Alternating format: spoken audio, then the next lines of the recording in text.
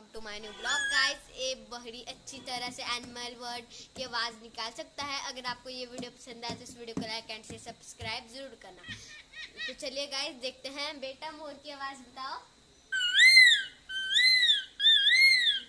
Guys बहुत टैलेंटी है। और बेटा डॉगी की आवाज़ निकालो।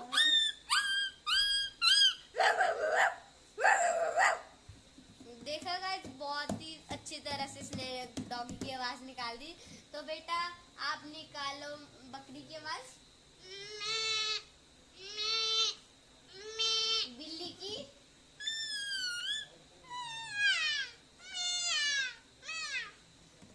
मुर्गी की। गाइस अगर आपको ये वीडियो पसंद हो तो इस वीडियो को लाइक एंड शेयर सब्सक्राइब जरूर करना।